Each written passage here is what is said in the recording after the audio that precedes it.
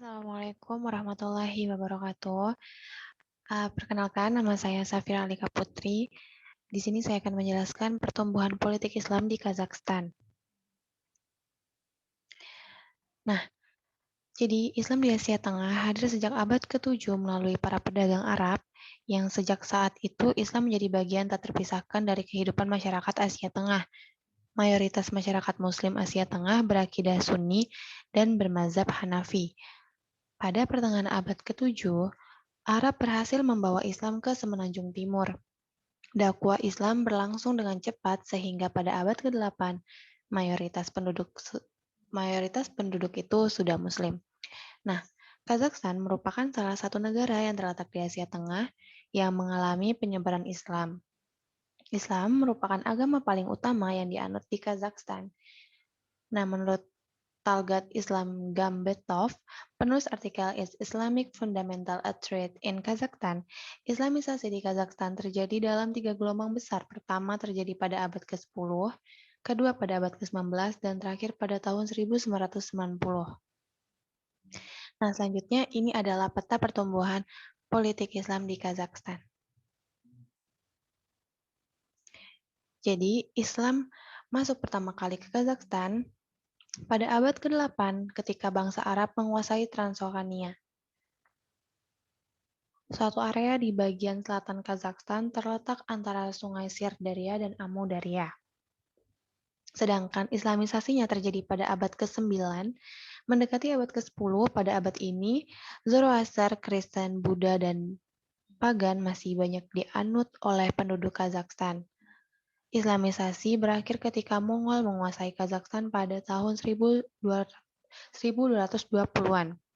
Nah, selanjutnya, gelombang kedua, Islamisasi terjadi pada abad ke-18 dan 19, ketika Islam mendominasi di bidang politik. Namun, Islamisasi pada gelombang kedua ini pun tidak berlangsung lama, karena faktor politik pula lah yang membuat Islamisasi di Kazakhstan mengalami kemandegan. Faktor politik yang memberangus Islamisasi adalah kuatnya dominasi pemerintah komunis Rusia pada saat itu. Nah, gelombang ketiga, Islamisasi terjadi pada tahun 1990, di mana Islam tumbuh dengan cepat antara tahun 1990 sampai dengan 1995. Pembangunan masjid baru maupun menghidupkan masjid yang terbengkalai ketika komunis Soviet berkuasa dilakukan hampir seluruh kota di seluruh Kazakhstan. Edisi Al-Quran pertama dalam bahasa Kazakh yang didasarkan pada alfabet Cyrillic diterbitkan di Almaty pada tahun 1992. Perguruan tinggi Islam banyak didirikan terutama untuk mengkaji literatur Arab.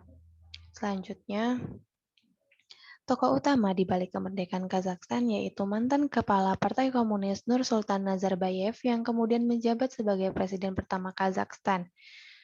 Nah, sebagai presiden, ia mengambil langkah-langkah awal yang sangat penting untuk mengantarkan Kazakhstan menjadi negara hukum, sekuler, dan demokratis. Selanjutnya, kemerdekaan Kazakhstan pada bulan Desember 1991 merupakan titik awal bagi transformasi politik Kazakhstan. Pada tahun 1993, konstitusi yang diadopsi Kazakhstan pertama kali pasca demokrasi parlementer dimulai pada pertengahan 1990-an. Arah kebijakan presiden semakin jelas. Presiden bertujuan untuk memperkenalkan demokrasi. Demokrasi adalah tujuan utama kebijakan. Kebijakan awal yang dibuat oleh presiden dengan kondisi masyarakat yang heterogen pada awal kemerdekaan adalah membentuk identitas nasional Kazakhstan. Selanjutnya, langkah-langkah yang diambil adalah memindahkan ibu kota negara Kazakhstan dari Almaty ke Astana. Pemindahan ibu kota ini bukan hanya tentang pemindahan tempat, tetapi lebih daripada itu. Ini tentang pemetaan wilayah dan arah kebijakan yang akan diambil pemerintah yang baru sebagai langkah awal transformasi politik Kazakhstan. Nah, perjalanan Kazakhstan menuju negara demokrasi tidaklah mudah. Dengan kondisi penduduk yang heterogen dan kepentingan politik para elit politik Kazakhstan yang berbeda membuat demokrasi Kazakhstan terhambat. Selanjutnya, ini teori geopolitik merupakan geografi yang digunakan untuk keperluan politik suatu negara untuk mencapai tujuan nasionalnya dengan menguasai wilayah geopolitik. Kepentingan itu umumnya berupa campuran dari keamanan, ekonomi, budaya, agama, etnis, dan ideologi.